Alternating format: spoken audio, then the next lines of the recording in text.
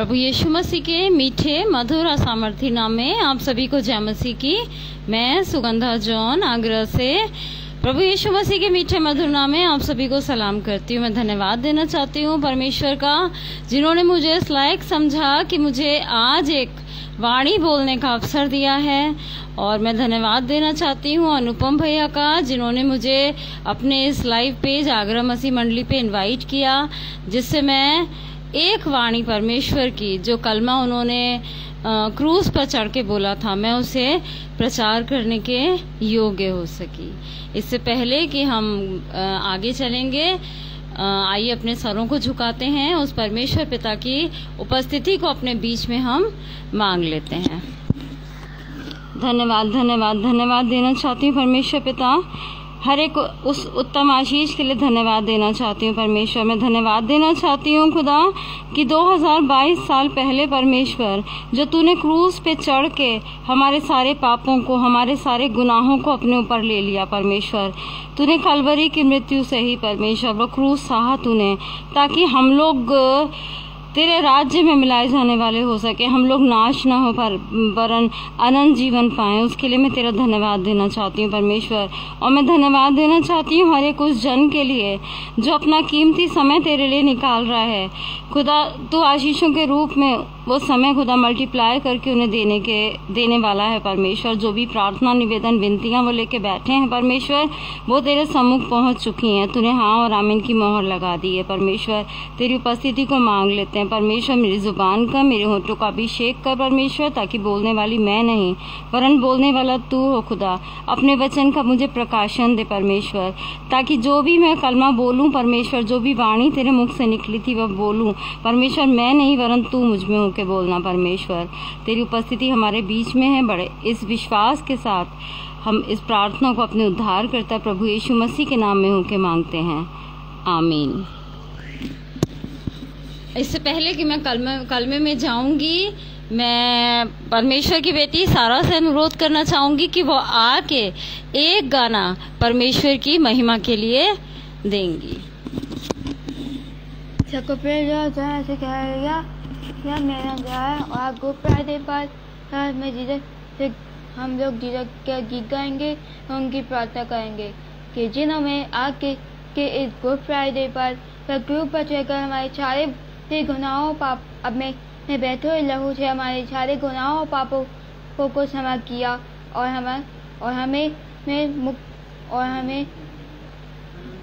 हमें अनंत जीवन दिया। आइए हम जब अपने छह को जोगा के और हाथ जोड़ के उनको याद न टूटे और प्रार्थना करते हैं और महापरमेश्वर पिता का धन्यवाद करते हैं, जिन्होंने हमें अपनी इताअत की छान के जहाँ किया है। आइए हम जब प्रार्थना करते हैं। धन्यवाद परमेश्वर पिता, धन्यवाद जो आपने हमें आके छान के जहाँ किया। एक गुड फ्राइडे के दिन पर आपने प्रेयर वर्शिप को रखा और आपने दिन पर क्रूस पर चढ़कर हमारे सारे गुनाहों पापों को चीरा, अपने लहू से हमें ढाका, हमें हमारे पापों और हमारे गुनाहों को क्षमा किया जीसस। उसके लिए हम आपका धन्यवाद करना चाहते हैं जीसस। और मुझे जितने भी लोग आगरा मसीह मंडली पर देख रहे हैं, उन सारे लोगों को परमेश्वर अब इस दिन के बैठे हुए क्रूस पर चढ़े लहू से ढाके उनके गुनाहों पापों को माफ क्षमा करते, जिससे हमारे गुनाहों पापों की क्षमा मिलती है और उन्हें ब्लेस करे, आमीन। आइए हम अपना प्यार की कहते हैं जो है, तेरा लहू बड़ा कीमती है प्रभु। आइए मेरा कहिए, तेरा लहू बड़ा कीमती है प्रभु, तेरा लहू बड़ा कीमती है, तेरा लहू बड़ा कीमती है प्रभु, तेरा लहू बड़ा कीमती है। तेरे इस लहू में जो ताकत है, जिसे हम पाते हैं छुटकारा। तेरे इस लहू में जो ताकत है, जिससे हम पाते हैं छुटकारा। तेरा लहू कीमती है प्रभु, तेरा लहू बड़ा कीमती है, तेरा लहू बड़ा कीमती है प्रभु, तेरा लहू बड़ा कीमती है। तूने जो लहू बहाया है, पापों से हमको बचाया है, तूने जो लहू बहाया है, पापों से हमको छुड़ाया है। कभी तूने किसी से न कुछ मांगा, कभी तूने किसी से न कुछ चाहा, कभी तूने किसी से न कुछ मांगा, कभी तूने किसी से न कुछ चाहा। तेरा लहू बड़ा कीमती है प्रभु, तेरा लहू बड़ा कीमती है, तेरा लहू बड़ा कीमती है प्रभु, तेरा लहू बड़ा कीमती है। जगुपेदा चमच के हालेलुया।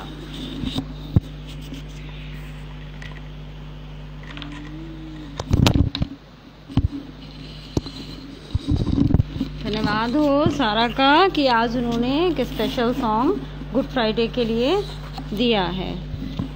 और आज मैं पहली वाणी बोलूँगी जो हमें लूका रचित सुसमाचार में मिलती है, 23 अध्याय और उसकी 34वीं आयत।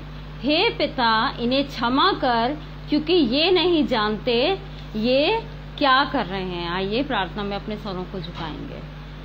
धन्यवाद हो परमेश्वर पिता, धन्यवाद हो परमेश्वर, तेरा लाखों लाख धन्यवाद हो खुदा कि आज के दिन के लिए तूने हमें खड़ा किया है परमेश्वर, जिंदों की भूमि पर रखा है खुदा। आज जो भी वाणी मैं बोलूंगी परमेश्वर, तू मुझ में होके बोलना परमेश्वर। पूरा नियंत्रण तेरे हाथ में सौंप देती हूँ परमेश्वर, तेरी उपस्थिति को अपने बीच में मांग लेती हूँ।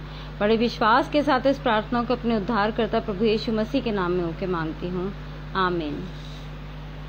और ऐसा केवल जो ये हे पिता इन्हें क्षमा कर, क्योंकि ये नहीं जानते ये क्या कर रहे हैं, जबकि मत्ती, मरकुस, लूका, यूहन्ना, ये 4 जो सुसमाचार हैं इनके अंदर सारी बातें हैं, लेकिन केवल लूका में ही ये लिखा है कि हे पिता इन्हें क्षमा कर, क्योंकि ये नहीं जानते ये क्या कर रहे हैं। और वाकई वो समय आज चल रहा है कि हम नहीं जानते हैं कि हम क्या कर रहे हैं। उसके लिए मैं आपका ध्यान थोड़ा सा केंद्रित करना चाहूंगी। भजन संहिता की पुस्तक हम निकाल लेंगे, उसका 62 चैप्टर और 4th वर्स उसकी, सचमुच वे उसको उसके ऊंचे पद से गिराने की सम्मति करते हैं। वे झूठ से प्रसन्न रहते हैं, मुंह से तो आशीर्वाद देते हैं पर मन में कोसते हैं। वाकई हम कहाँ है परमेश्वर, एक ऊंचे पद पर है और हम क्या करते हैं, हम झूठ से प्रसन्न होकर उसको उसके ऊंचे पद से गिराने की सम्मति करते हैं मिलके, और हम झूठ से प्रसन्न रहते हैं, जबकि हमारा प्रभु यीशु मसीह क्या है, मार्ग, सत्य और जीवन है, सच्चाई से प्रसन्न रहता है। लेकिन आज हम क्या करते हैं, हम झूठ से प्रसन्न रहते हैं। क्यों? क्योंकि हम नहीं जानते हम क्या कर रहे हैं। ये कहा तो यीशु मसीह ने उस समय में है जब उसको क्रूस पे चढ़ाया गया था, लेकिन आज के समय के विषय में उसने कहा है, क्योंकि आज तक हम जान ही नहीं पाए हैं कि हम क्या कर रहे हैं। कितना टाइम हो गया कि हम क्या कर रहे हैं। वो तब से कह रहा है इन्हें क्षमा कर परमेश्वर, इन्हें क्षमा कर पिता, इन्हें क्षमा कर, ये क्योंकि ये नहीं जानते हैं। शायद एक धन्य आशा के साथ कि आज जान जाएंगे, लेकिन क्या आज हम कह सकते हैं हम जान गए हैं कि मार्ग, सत्य और जीवन तू ही है। हम आज भी नहीं जानते हैं। एक मतलब जैसे बच्चा होता है, अज्ञानी होता है और वो कोई गलत काम कर देता है, तो उसके माता पिता आके उसका मतलब पक्ष लेते हैं, कहते हैं उनको सॉरी, उनको माफ कर दो, क्योंकि वो जानता नहीं है, उसमें अकल नहीं है कि वो क्या कर रहा है। उसी तरह यीशु मसीह हमारे लिए कहता है कि हम क्या हैं, हम बच्चे तो हैं। वो क्या कहता, अभी तक तुम क्या हो, दूध पीते बच्चे हो, तुम्हें बढ़ जाना चाहिए समय के अनुसार, तो तुम्हें गुरु हो जाना चाहिए। लेकिन आज भी वो हमारे पापों के लिए, हम जानते नहीं हम क्या कर रहे हैं, वो आज भी हमारे पापों के लिए पिता से आहें भर भर के क्षमा मांग रहा है कि इन्हें माफ कर दो। जैसे एक शराबी होता है, वो नशे में रहता है, नशा इतना ज्यादा नशा हो जाता है कि वो उल्टा सीधा चलता है, उसको ये तक होश नहीं रहता वो कहाँ जा रहा है, नाली में गिर रहा है, कहाँ जा रहा है, क्या कर रहा है, लोगों को उल्टा सीधा बक देता है। लोग आपस में क्या कहते हैं कि अरे उसको नहीं पता, वो तो नशे में है, वो नहीं अभी समझ रहा है, वो नहीं जान रहा है कि वो क्या कर रहा है, उसको माफ कर दो, उससे मत उलझो, उसे माफ करो, उसे क्षमा करो, क्योंकि वो नहीं जानता है कि वो क्या कर रहा है। आज हमारे अंदर नशा है, आज हम नशे में चूर हैं। काहे के नशे में चूर हैं? हम नेम, अपना नाम, फेम, घमंड, इन सब के नशे में चूर हैं। हमें दिख नहीं रहा है हम कहाँ जा रहे हैं, हम क्या कर रहे हैं, हमें कुछ नहीं दिख रहा है कि क्या कर रहे हैं हम। वो पिता से आहें भर भर के आज भी हमारे लिए प्रार्थना कर रहा है, पिता इन्हें क्षमा कर, क्योंकि ये नहीं जानते ये क्या कर रहे हैं।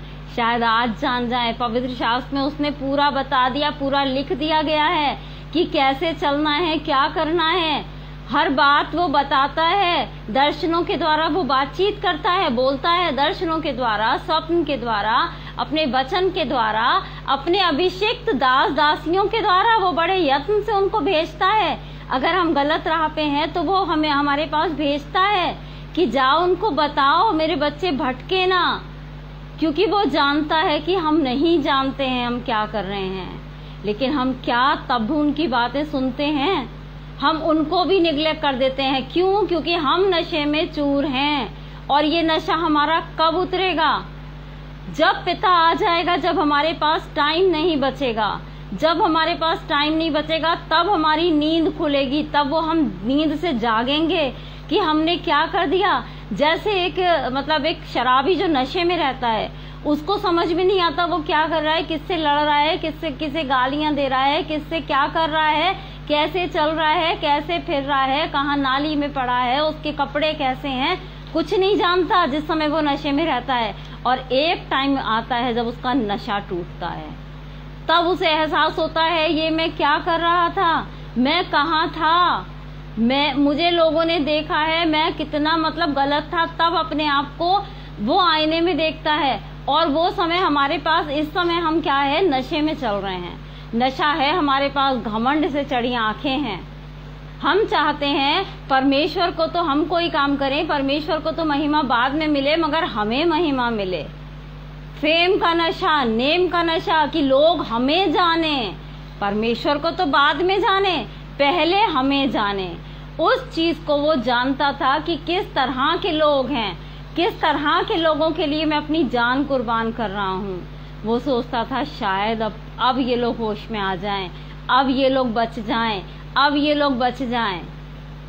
लेकिन नहीं, आज तक हमारा नशा नहीं टूटा है, ना ही हम जान पा रहे हैं कि हम क्या कर रहे हैं।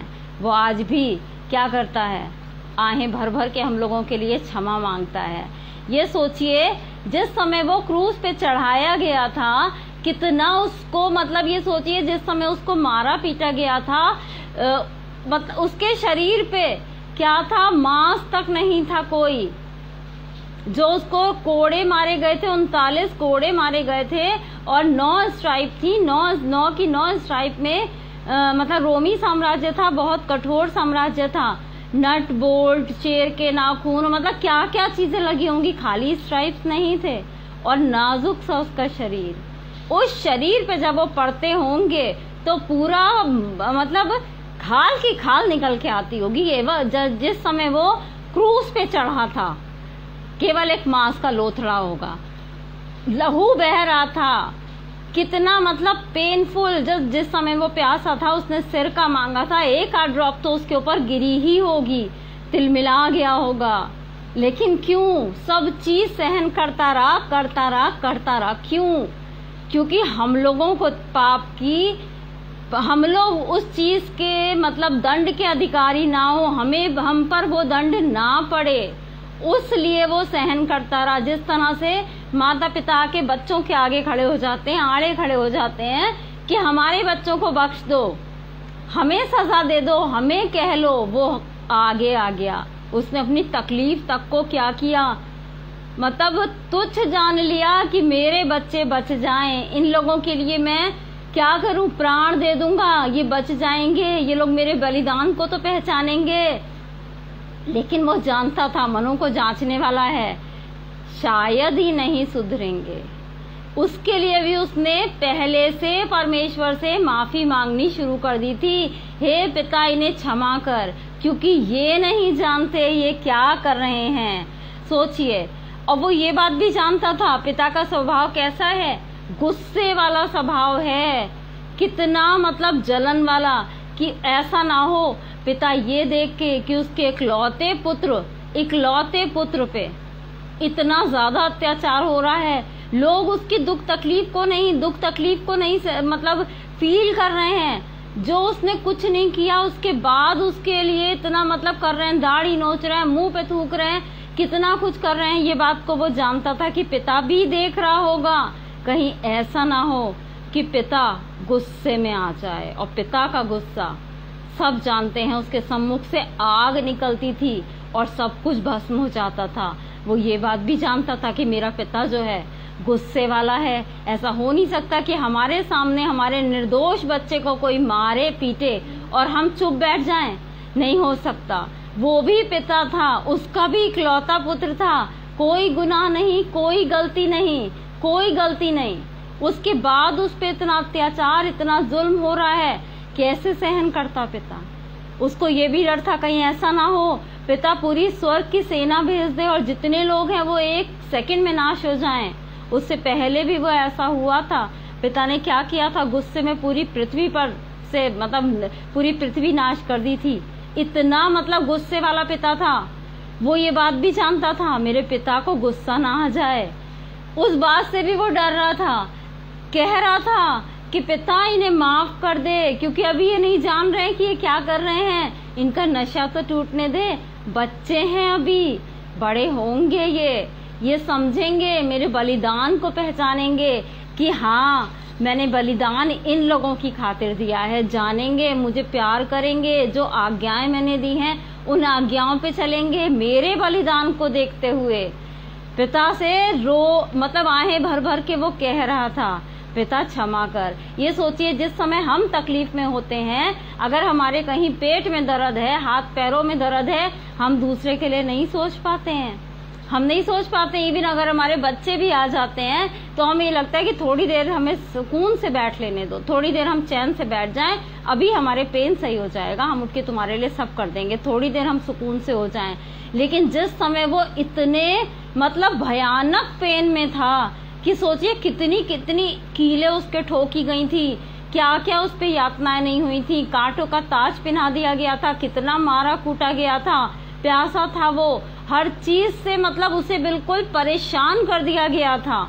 उसके बाद भी उसको ये एहसास था कि कहीं ऐसा ना हो कि अभी पिता अपनी स्वर्गीय सेना भेज दे और जितने भी लोग यहाँ पे खड़े हैं वो सब क्या हो जाएं, भस्म हो जाएं, नष्ट हो जाएं, पिता के सम्मुख से आग निकले और वो आग इन लोगों को जला दे, मेरा बलिदान व्यर्थ हो जाएगा। जब हम एक माता पिता हो के अपने निर्दोष बच्चे के आगे आ जाते हैं और लड़ने मरने को तैयार हो जाते हैं, जब हमारे बच्चे ने कुछ किया ही नहीं है तो तुम उसे सजा क्यों दे रहे हो। उसको डर था कि कहीं पिता गुस्से में ना आ जाए, पिता के स्वभाव को वो जानता था। गुड फ्राइडे वाले दिन हम बड़े दुखी होते हैं, केवल गुड फ्राइडे वाले दिन वाइट कपड़े, जैसे मैंने भी आज वाइट ही पहना है, वाइट कपड़े पहनेंगे, बड़ा मतलब उपवास करेंगे, वो 12 बजे से 3 बजे तक बड़े दुखी रहेंगे। हाँ परमेश्वर, हाँ यीशु मसीह, तूने हमारे पापों की खातिर अपनी जान दे दी, तूने ऐसा किया वैसा किया। बहुत दुखी परेशान हो जाते हैं, बहुत दुखी हो जाते हैं, लेकिन हम खुद प्रतिदिन उसको सूली पर चढ़ाते हैं, उसकी आज्ञा ना मानकर, छोटी छोटी सी आज्ञाओं को उसका उल्लंघन करके, पाप करके। अगर हमने थोड़ा सा झूठ बोल दिया तो हम कहते हैं थोड़ा सा तो झूठ बोला, उसमें क्या फर्क होता है। लेकिन वो क्या गिना जाता है? पाप गिना जाता है। सूली पे चढ़ाया, जिस सारे पापों को लेके वो खुद सूली पे चढ़ गया, अपनी दुख तकलीफ नहीं जानी, उसी उद्देश्य से उसे भेजा गया था पृथ्वी पे। जानता था वो कि मेरे संग ऐसा होगा, जानता था इस बात को। सोचिए कितना ऐसा था हमारा प्रभु यीशु मसीह कि उसने ये सोचा कि हाँ, मृत्यु आ चुकी है, एक मनुष्य ने पाप किया और मृत्यु आ चुकी है, मेरी संतानें ऐसा ना हो कि मेरी संतानें फिर मृत्यु को प्राप्त करें, ये नाश हो जाएं। उसने कहा नहीं, मैं जाऊंगा, मैं बचाऊंगा। अगर मेरे एक बलिदान से मेरी संतानें बच जाती हैं तो मैं तैयार हूँ वो बलिदान देने के लिए। सोचिए कितना दयालु था। आज वही पिता हमसे छोटी छोटी बातों की उम्मीदें रखता है, छोटी छोटी बातों की उम्मीदें। क्या उन उम्मीदों पे हम खरे उतरते हैं? क्या उन उम्मीदों को हम पूरा करते हैं? हम नहीं कर पाते, हम भूल जाते हैं। गुड फ्राइडे वाले दिन हमें बड़ा याद रहता है कि हाँ, गुड फ्राइडे, आज के दिन यीशु मसीह ने सूली पे चढ़ा था, आज के दिन यीशु मसीह मर गया था और ऐसा हुआ था, वैसा हुआ था। उस चीज को लेके हम बड़े दुखी से हो जाते हैं, मनाते हैं। घर में भी कोई सीरियस रहते हैं, कोई एंटरटेनमेंट वगैरह भी नहीं करते हैं, बिल्कुल शांत कि गुड फ्राइडे है, बड़े तैयारियां करेंगे, उपवास रखेंगे, हाँ पिता तूने ऐसा किया वैसा किया। और फिर सैटरडे से फिर वही नॉर्मल हमारी जिंदगियां हो जाती हैं। फिर हम उसे सूली पे चढ़ाते हैं, छोटे छोटे पापों को करके। उसके बाद भी वो आज भी बैठा हमारे पापों के लिए क्षमा मांग रहा है कि हाँ पिता, इन्हें क्षमा कर, शायद अब इनका नशा टूट जाए, अब ये लोग होश में आ जाएं। पिता ने तो आज्ञा दे दी है उसे कि जाओ, जाके करो, न्याय करो। लेकिन वो क्या कहता है? वो कहता है कि एक भी जन नाश ना हो, सबको अनंत जीवन मिले, एक भी जन नाश ना हो। इसलिए वो देरी कर रहा है, क्योंकि वो चाहता है, क्षमाशील है, वो चाहता है हर एक को अवसर मिले, लेकिन उस अवसर को हम नहीं गवा रहे हैं। जो अनुग्रह का समय हमारे पर चल रहा है, उस अनुग्रह के पीरियड को हम नहीं समझ रहे हैं। बाइबल हमें पवित्र शास्त्र ये भी बताती है अवसर क्या है, बहुमूल्य है। इस अवसर को तो सोचो, आने वाले दिन कैसे हैं, बुरे दिन हैं। जिस समय वो आ जाएगा उस समय क्षमा भी सब खत्म हो जाएगी। तब हम क्या करेंगे? हम आज नशे में हैं, आज केवल अपनी दुनियावी बातों में लगे हुए हैं, दुनियावी बातों में। आज इस समय में हमारे लिए क्षमा है, हमारे लिए क्षमा है। वो कहता है तुम मेरे पास आओ, तो अगर तुम्हारे पाप तुम दिल से अंगीकार करोगे, तुम्हारे पाप अगर अर्गवानी रंग के भी होंगे तो मैं कैसे कर दूंगा उनको? हिम के समान श्वेत कर दूंगा। आज हमारे पास टाइम नहीं है उसके पास जाने का, टाइम नहीं है। वो सोचिए स्वर्ग का सिंहासन छोड़ के हमारे बीच आ गया, तब हमने उसकी वैल्यू नहीं समझी। आज भी वो हमारे लिए दौड़ के चला आता है जब हम उसे पुकारते हैं। हम आज भी उसकी वैल्यू नहीं समझ रहे हैं। आज भी वो हमारे लिए प्रार्थनाएं कर रहा है कि थोड़ा सा टाइम और दे दे परमेश्वर, थोड़ा सा टाइम और दे दे पिता, कि मेरा कोई भी जन नाश ना हो, मेरा बलिदान जो है, मेरा बलिदान व्यर्थ ना जाए। आज भी वो यही सोच रहा है और देर पे देर करे चला जा रहा है। लेकिन हम लोगों का क्या मानना है? हम लोग ये मानते हैं अब तो आने वाला ही नहीं है, इतना टाइम तो बीत चुका है, अब नहीं आएगा कोई, हम तो मर खप के भी चले जाएंगे। लेकिन हम ये नहीं जानते हैं ये टाइम जो हमें मिला है, जिस समय वो हमारे लिए क्षमा मांग रहा है, अगर हम भी अपने अपराधों की, अपने गुनाहों की, अपनी हर गलतियों की क्षमा मांग लें उससे और पलट के फिर पाप ना करें, तो वो हमें क्षमा करेगा। वो हमारे लिए पिता से भी क्षमा मांग रहा है। क्यों ना हम उससे क्षमा मांगे, घुटनों पे आ जाएं। जो छोटी छोटी गलतियां हमसे होती हैं, जो हमारे लिए कोई वैल्यू नहीं रखती, हम कहते हैं छोटी सी तो गलती है, छोटा सा तो झूठ बोला हमने, छोटी सी तो हमने चोरी करी है, इतनी कोई वैल्यू नहीं रखती है, हमने कौन सा बड़ी चोरी कर ली है, उस चीज को हम मान के चलते हैं। लेकिन गुनाह तो गुनाह ही है, पाप तो पाप ही है। वो पापों से लद गया था और आज भी हमारे पापों से लदा हुआ है। वो पापों को लेके जाता होगा पिता के पास, जहां तक मैं सोचती हूँ उन चीजों के लिए जाता होगा पिता के पास, कहता होगा पिता इन्हें क्षमा कर दे, इसको क्षमा कर दे, ये बेचारी आई है मेरे पास अपने गुनाहों की क्षमा मांगने के लिए। पिता उसे देखता होगा कि क्या ये फिर कर पाप नहीं करेगी, क्या इसने सच्चे मन से मान लिया है कि ये फिर गुनाह नहीं करेगी।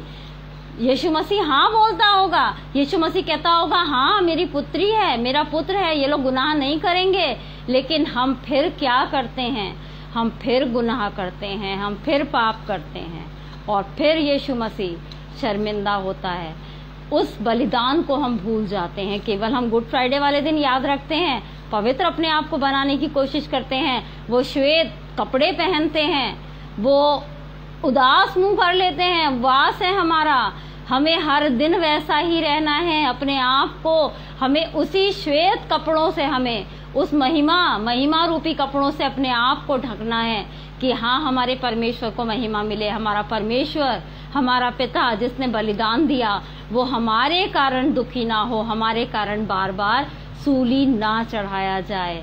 और यही एनकरेजिंग वर्ड्स के साथ मैं यहाँ ये समाप्त करना चाहूँगी और मैं धन्यवाद देना चाहती हूँ आप सभी लोगों का जिन्होंने मेरी ये वाणी सुनी। आइए हम लोग प्रार्थना में अपने सरों को झुकाएंगे। धन्यवाद धन्यवाद धन्यवाद देना चाहती हूँ परमेश्वर पिता, एक बार फिर मैं तेरा धन्यवाद देना चाहती हूँ हर एक उस उत्तम आशीष के लिए। परमेश्वर मैं धन्यवाद देना चाहती हूँ परमेश्वर, तूने मुझ में होके इन लोगों से बात करी है परमेश्वर, ऐसा मेरा विश्वास है परमेश्वर। और जितने भी लोग खुदा, जितने भी लोगों ने आज इस लाइव पेज पे मुझे सुना है परमेश्वर, मैं विश्वास करती हूँ खुदा कि वो आशीषित होने वाले हो सके होंगे परमेश्वर। मैं एक बार फिर धन्यवाद देना चाहती हूँ अनुपम भैया और शबनम भाभी का, जिन्होंने अपने इस लाइव पेज आगरा मसीह मंडली पे मुझे इनवाइट किया परमेश्वर, जिससे मैं तेरी पहली वाणी बोलने के योग्य हो सकी खुदा। ये अपना प्रतिफल किसी रीति ना खोने पाएंगे परमेश्वर। मैं विश्वास करती हूँ तूने ना आशीषित कर दिया है परमेश्वर। जो भी प्रार्थनाएं निवेदन ले के लोग बैठे हैं परमेश्वर, वो तेरे सम्मुख पहुंच चुकी है परमेश्वर। और तू सारी प्रार्थनाओं को, हर निवेदन को खुदा, हर विनती को तूने हाँ और आमीन में पूरा कर दिया है। आगे आने वाले समय में भी खुदा हम बहुत बड़ी बड़ी गवाहियां इस पेज के द्वारा देखेंगे। बड़े विश्वास के साथ इस प्रार्थना को अपने उद्धारकर्ता प्रभु यीशु मसीह के नाम में होके मांग लेती हूँ, आमीन। आप सभी को जय मसीह की।